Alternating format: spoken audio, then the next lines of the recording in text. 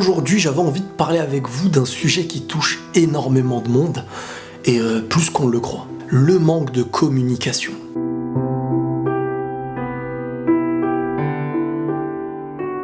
Dans la vie de tous les jours et dans tous les domaines possibles, il faut s'exprimer.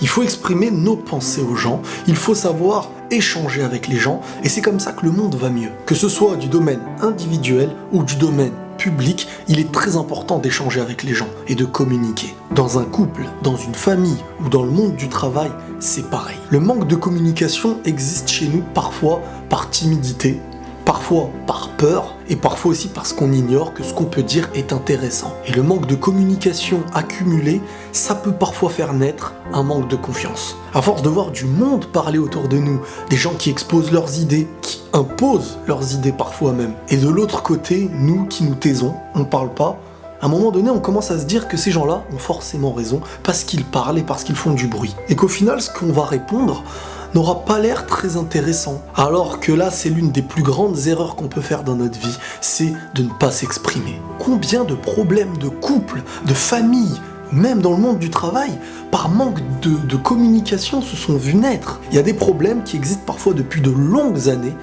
mais à force de se refuser, parfois même par orgueil, de communiquer avec certaines personnes, les problèmes continuent de rester. Et on est conscient de ça. Le problème, il est là. C'est qu'on est très souvent conscient que se diriger vers cette personne pour aller communiquer et échanger, ça résoudrait beaucoup de problèmes. On le sait tous. Mais c'est très souvent le départ et le chemin qui y mène qui nous fait peur.